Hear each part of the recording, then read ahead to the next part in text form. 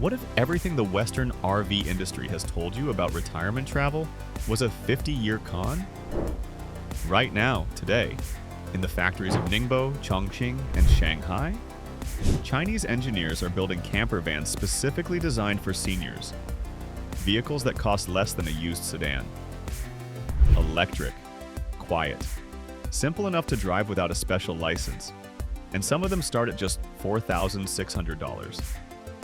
The Western RV industry is terrified because the question seniors in America, Europe, and Australia are starting to ask is no longer, can I afford to retire and travel? The question is, why am I still paying $100,000 for that privilege? By the end of this video, you will understand exactly why this changes everything for retirees, for the global travel industry, and for the future of affordable freedom on the open road. For decades, the Western world has operated under a single assumption about retirement travel. If you want freedom, if you want to see the coastlines, the mountains, the national parks, you pay. You pay enormously. The average new Class B camper van in the United States in 2025 costs approximately $94,000. A Class C motorhome, the mid-range option, averages $114,000. This is a $63 billion industry. Brands like Winnebago, Thor Industries, and Airstream have dominated this space for generations, and for generations, they have had precisely zero incentive to make these vehicles cheaper or more accessible. The result?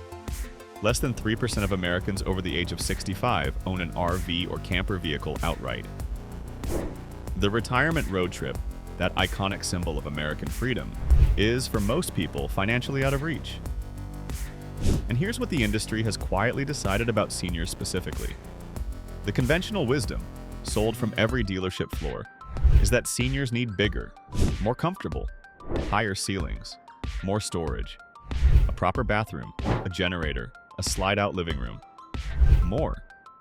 It is an assumption that has made a handful of companies extraordinarily wealthy.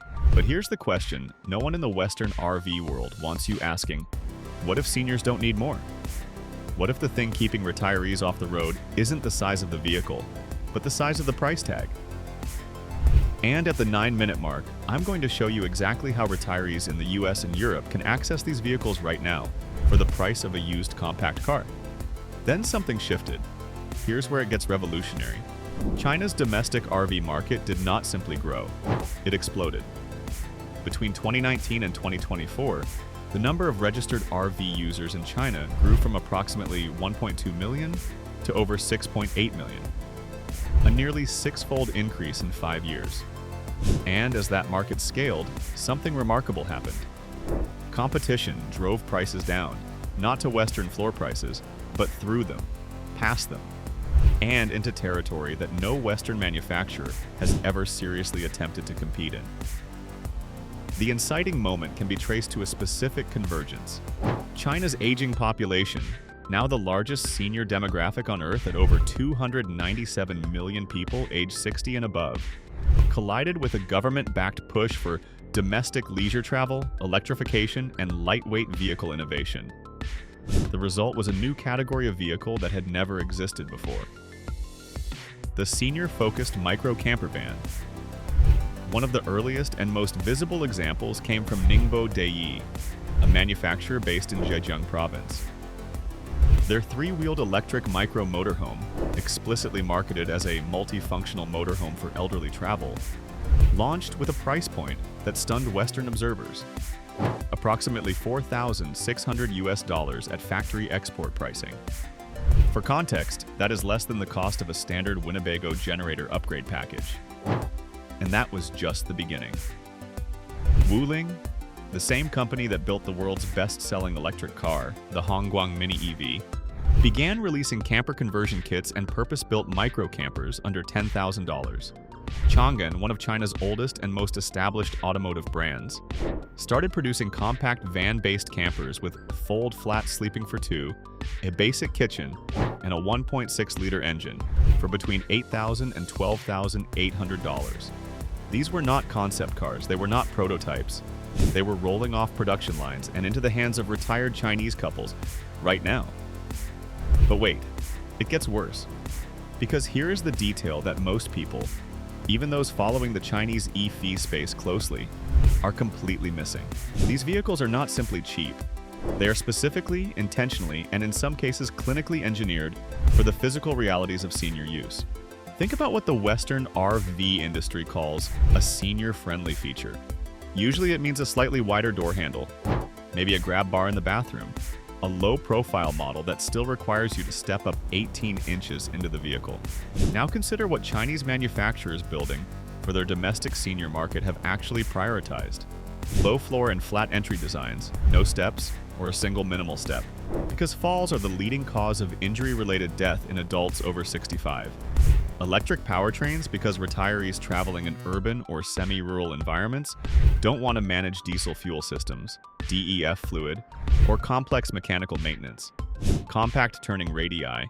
Some of these units maneuver like a large sedan, because seniors traveling independently cannot navigate an 8-meter motorhome through a village lane, and fold flat sleeping platforms that convert from a daytime seating area without requiring anyone to climb. What they discovered in designing these vehicles caught even the engineers off guard. The features that seniors needed most, low floors, simple electrics, compact footprints, easy access, happened to be the same features that made the vehicles cheaper, lighter, and more efficient to build. Accessibility and affordability were not in conflict. They were the same thing. But here's where it gets uncomfortable for the boardrooms of America, because this is already being discussed at the highest levels of the RV industry. And they're panicking. Most people have no idea this is already happening. But inside the boardrooms of Thor Industries, the largest RV manufacturer in North America, with revenues of over $11 billion in fiscal year 2023, the conversation about Chinese microcampers is no longer hypothetical. It is an active strategic concern. Winnebago Industries spent the first half of this decade attempting to pivot toward more compact, van-based platforms, their Travato and Bolt lines, precisely because internal data was showing that aging baby boomers entering retirement were increasingly uncomfortable with the scale and complexity of traditional motorhomes. But their compact options still start at over $80,000. They are not competing with Wuling at $8,000. They are not even playing the same game. In Europe, the situation is perhaps even more acute. Berstner, Heimer, and Dathlefs, Germany's most prestigious motorhome brands, have watched their entry-level price floors rise past the €60,000 mark, even as the continent faces its worst cost of living crisis in 40 years. The demographic most interested in retirement travel is the one least able to afford it. And here is where SAIC Maxis enters the picture. SAIC, one of China's largest state-backed automotive conglomerates, has been quietly building its Maxis brand into a genuine Class B motorhome competitor. The Maxis 590-based RV Life Series, available in China for approximately $36,000 in fully equipped configurations, features rear convertible beds, modular kitchen layouts, high-roof standing room, and full solar capability. For reference, a broadly comparable European-built van conversion sells for over $90,000. In South Korea, Hyundai and Kia have begun accelerating their own compact camper conversion programs in direct response to the Chinese market's momentum, a tacit acknowledgement that the old pricing model is no longer defensible. The Western R5 industry is not slowly adapting. It is scrambling, and it is behind by a decade. Consider the AMC Quickstop Panda Series trailer, an aluminum and composite build compact towable with a full kitchen, dinette to bed conversion, wet bath, solar, and climate control. In China, approximately $8,000. Through U.S. importers, $28,999. The product is identical. The price difference is import duties, regulatory compliance, shipping, and the assumption that Western consumers have no alternative. That assumption is becoming dangerously fragile. And what I'm about to show you in the next 2 minutes is the part that Western RV executives are genuinely hoping you never figure out. But here's what most people are completely missing. This is not a story about cheap Chinese manufacturing. It is not a story about import arbitrage or trade policy. It is a story about who the global economy has decided deserves mobility. The Western leisure industry has for 50 years built its business model on the assumption that meaningful travel and retirement requires significant capital. That freedom, after a lifetime of work, is something you purchase at a premium. That model was never based on necessity, it was based on the absence of competition. China's senior RV revolution is the competition, and the implications extend far beyond the price of a camper van. By 2030, analysts at China Tourism Research Institute project that the domestic RV user base will surpass 20 million registered households. The manufacturing infrastructure being built to service that market, the supply chains, the battery ecosystems, the lightweight composite fabrication, will be the same infrastructure that eventually exports these vehicles globally. The Ruichi R5 electric cargo platform, currently convertible into a functional camper shell for under $16,000, uses the same battery architecture being refined for the Chinese mass market. BYD-based electric platforms from the most sophisticated EV manufacturer on the planet are already being explored for camper adaptations in the sub-$20,000 range. And for seniors with specific accessibility needs, wheelchair users, those with limited mobility, custom-built Chinese platforms are already available on export sites. Chang'an-based models with integrated wheelchair lifts exist today at approximately $38,000. In the United States, a comparable American or European vehicle with lift systems starts above $120,000. The technology is not theoretical. The supply chain is not hypothetical. What is not yet fully in place is the bridge, the import ecosystem, the regulatory pathway, the consumer awareness that connects Chinese factory floors to Western senior citizens who could, right now, change their retirement entirely for the price of a modest used car. That bridge is being built. So what does the new world look like? Imagine a 67-year-old retiree living on a fixed income, driving license intact, no desire to manage a vehicle the size of a tour bus, who can purchase a fully functional electric micro camper for $8,000 to $12,000. Charging it costs almost nothing compared to diesel. Parking it requires no special campsite. Maintaining it, with a simple electric drivetrain, no transmission fluid, no exhaust system, is within reach. This is not a future scenario. For retirees in China, it is already the present. For retirees in the West, the question is simply, when does the bridge connect? And the answer, through the growing network of Chinese vehicle exporters, international compliance converters, and direct Alibaba and Made in China listings already offering single-unit shipping, is faster than the Western RV industry wants to admit.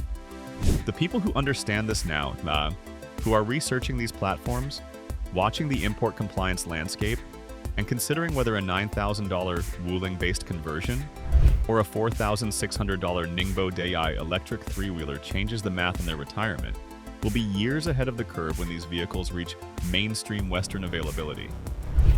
The people who wait for Thor Industries or Winnebago to build a genuinely affordable senior-focused camper van will be waiting a very long time. Here's the question I want you to answer in the comments below. Do you think the Western RV industry will genuinely adapt to compete with Chinese pricing? Or has it already made its fatal mistake by ignoring the budget end of the market for too long? Drop your answer below. I read every single one. Because Chinese engineers, building vehicles for their own aging parents, decided that retirement freedom was never actually supposed to cost $100,000.